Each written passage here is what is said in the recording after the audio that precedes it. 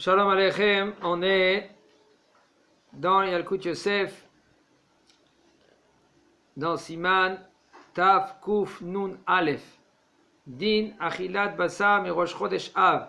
L'halakha de manger la viande à partir de Chodesh Av, il nous dit le Rav, Adam Barish Shachar Oberach. Al Basar Mirosh Chodesh Av, Itam Mashiu Me Basar, Kadesh Lo Tiye Birkato, Bracha Levatala. Un homme qui est Baruch Hashem en bonne santé. Et il a oublié. Alors, comme on sait que la halakha, elle est qu'on n'a pas le droit de manger de la viande à partir de Rosh Chodesh Av. Et Rosh Chodesh Av, c'est pas inclus. Ça dépend. Il y en a qui mangent Rosh Chodesh. On parle des Sfaradim. Et il y en a qui ne mangent pas. Mais par contre, après Rosh Chodesh, à partir de la nuit, du Bet Av, on n'a plus le droit de manger de la viande, car midagenu. Maintenant, si un homme, lui, il nous a dit le Rav, il est malade, etc., un enfant, il n'a pas le droit de manger la viande. Mais si c'est un homme que lui, qu'il est Baruch Hashem en bonne santé, il n'a pas le droit de manger la viande. Et je répète, le petit et celui qui est malade, il peut manger la viande. Okay? Ils peuvent manger la viande. Aujourd'hui, ça va vite, il y a des poissons. Mais si maintenant l'enfant, 6, 7, 8, 10, 11, que lui, il veut manger des schnitzel, il veut manger de la viande, ben le poulet, donne-lui. Un homme que lui, qu'il est costaud, Baruch Hashem, il est en bonne santé. Et il a pris un morceau de viande, et il a fait la bracha. Shakol niya bidvaro. Qu'est-ce qu'il va faire? Il dit, mince, c'est maintenant... Après Rosh Chodesh Av, qu'est-ce qu'on doit faire? Il dit le Rav, mange un peu. Ça veut dire que tu goûtes, pas que tu goûtes. Tu prends un peu dans ta bouche, tu mâches, tu manges. Attention, je répète, la halakha nous dit, un homme que lui qui goûte quelque chose. Par exemple, la maman, elle veut goûter son plat. Si son plat, il est bon. Je parle à halakha en général. Si maintenant, cette maman-là, ou des fois le papa, c'est lui qui cuisine, ça arrive que papa il cuisine, alors, si il veut goûter son plat, ça veut dire dans sa tête, c'est je goûte. Si tu goûtes, tu n'as pas le droit de faire la bracha. Mais si tu manges, et aussi tu dis, bon, je veux savoir aussi si c'est bon ou c'est pas bon, mais je veux manger, là tu peux faire la bracha. C'est très très très délicat cette halakha-là, parce que ça dépend de l'attention de l'homme. Ici, là maintenant, il ne dit pas le Rav it'am, faites attention, quand je dis it'am, ça veut dire de goûter. C'est pas goûter dans le sens que je goûte. Tu as fait la bracha pour manger ici. Puisque tu as fait la bracha pour manger, tu as l'attention de manger, tu dis le Rav, sauf tu as fait la bracha. Bracha, c'est de la Torah. Bracha, c'est de la Torah d'après le Tosafot, d'après Maran HaShulchan Aruch. Un homme, faut qu'il fasse très attention de ne pas prononcer le nom de Kadosh Baruch Hu en vain. C'est l'Otissa Shem Hashem Lashav. C'est pour ça qu'il faut faire très attention. Okay? Mais de manger de la viande, c'est des rabanan. C'est pour cela, c'est minag, c'est minag. La halakha, elle est d'Afka, Tisha B'Av, de ne pas manger de la viande. Mais ça doit dire. Mais ça, c'est mitzad minag. Alors, il doit manger ce morceau de viande, un petit morceau, pour pas que sa bracha, elle est bracha levatala. Mutar l'Israël bal מסעדה כשרה לספק מאכלי בשר ללקוחותיו גם מחר ראש חודש אב. אף על פי שהמנהג ארץ ישראל ימנע מאכילת בשר כבר מראש חודש אב, ובפרט אם יש מקום לתלות שהלקוח אינו בקו הבריאות כל כך. ואין בזה משום לפני עיוור לא תיתן מכשול, שאם יימנע בעל המסעדה לספק מאכלי בשר, יהיה לו הפסד שיעזבו ולקוחותיו וייראו בשדה אחר. אם אפשר לא להגיש בשר עוף עדיף יותר מאשר להגיש בשר בהמה, יש להקל לרבנות לתת הכשר על המסעדה המספקת בשר מראש חודש אב, שאם לא כן יש חשש שיבואו לאכול נבלות וטרפות במסעדות לא כשרות. Il dit le Rav, un homme qu'en Israël, que lui qui a un restaurant, Kshera, comme il faut, il dit c'est mouta de donner de la viande à ses clients, même après Rosh Chodesh Av. Afalpi, même que selon le minag ici en Israël, de s'abstenir de ne pas manger de la viande à partir de Rosh Chodesh Av. Plus forte raison, il dit le Rav, si maintenant, ça veut dire que si le bonhomme là que tu vas lui donner cette viande, c'est un homme qui est vieux, ou il est malade, alors toi tu peux lui donner de la viande, tu peux lui vendre de la viande. Ça ne s'appelle pas bifnei hiver, devant un aveugle, tu n'as pas le droit de mettre un obstacle. Peut-être celui-là il est faible, le docteur lui il a dit il est obligé de manger de la viande. On a des gens que ça va vite, quand ils sont malades et tout cela, ils sont obligés de manger de la viande pour se renforcer. Alors c'est pour cela, toi tu peux lui vendre. Il n'y a aucun problème au niveau de bifnei hiver de simirchol. Devant un aveugle, tu mets un obstacle. Et aussi, il faut savoir, chez Imimana, parce que si maintenant celui qui vend la viande, il va s'empêcher il dit non, nous pendant 9 jours on ne vend pas de viande. Qu'est-ce qu'il va avoir? Maintenant ce bonhomme, il va y perdre. Qu'est-ce qu'il va faire les gens? Ils vont dire, ah il est fermé ce bonhomme. Alors il va y aller ailleurs. Où ils vont y aller?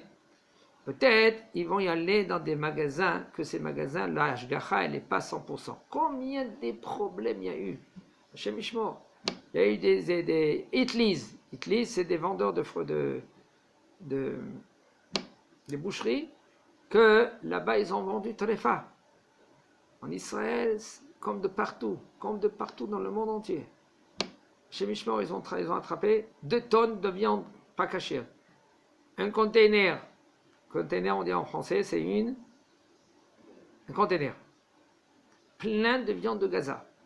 Ça fait 2 ans en arrière, 2-3 ans en arrière. Okay? Le bonhomme, on lui dit ouvre ton container. Il a ouvert son container, à la fin il n'a pas voulu. À la fin il a ouvert son container, ils ont trouvé de la viande de Gaza chez Mishmor. Alors maintenant, pour pas que maintenant ils vont y aller ailleurs, c'est ses clients. Il va perdre ses clients. Et les gens, ils vont y aller dans une autre boucherie, que tu ne sais pas maintenant qu'est-ce qui se passe autour de cette boucherie-là. Et maintenant, il nous dit, par contre, si tu peux, toi, boucher, tu peux lui vendre qu'un poulet. À Divyoster, c'est mieux que si maintenant tu lui donnes de la viande. Et c'est pour cela les rabbanim, la rabbanout aussi de donner kashrut dans un restaurant, qu'ils donnent aussi de la viande à partir de Rosh Chodesh Av. Chez Imloken, parce que s'ils ne vont pas maintenant dans la kashrut, qu'est-ce qu'ils vont faire? Yesh Rashash, on craint qu'ils vont y aller manger n'importe où. Savoir, dans les restaurants, ça va vite. Quand le mashgiach n'est pas là,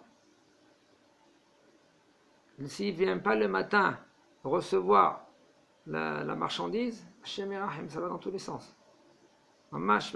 Une fois, je suis rentré dans un frigo de Misada, c'est un restaurant, et j'ai essayé de vérifier, moi, je viens d'extérieur. Je vois les tampons, et je vois que le bonhomme, lui, il est passé devant une grosse caisse.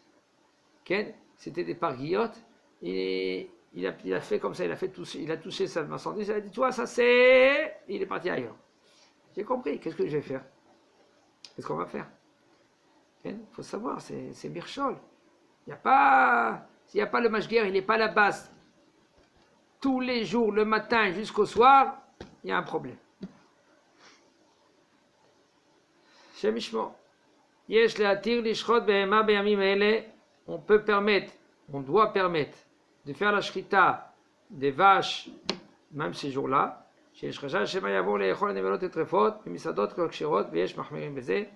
que on craint qu'ils vont y aller manger ailleurs, la viande, n'importe quoi.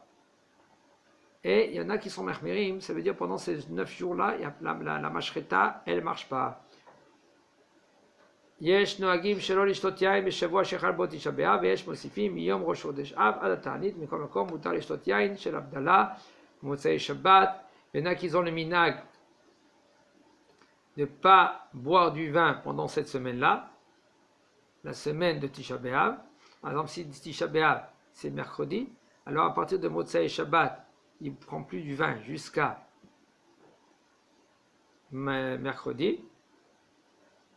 Et il y en a qui disent à partir de Rosh Chodesh Av, jusqu'à Tanit, ça veut dire 9 jours. Mais par contre, si c'est le vin de Motsei Shabbat, c'est sûr que le vin de Shabbat, qui douche, c'est moutar. Mais Motsei Shabbat, ainsi aussi, c'est moutar. Même si c'est dans ce verre-là, il y a plus que revi'it. C'est moutar de le boire. ושרה ובירה ושאר משקאות חריפים מותרים, אבל בכמה קהילות ספרד נהגו להקל בשתיית יין בשבוע שחל בו בתשעה באב, וכן הוא המנהג בירושלים תיבנה ותיכונן להקל והמחמיא תבוא על הברכה. הנה dit הרב, mais de l'alcool, כן? L'alcool, la bière, la bocha, la nisette, tout cela, c'est moutar.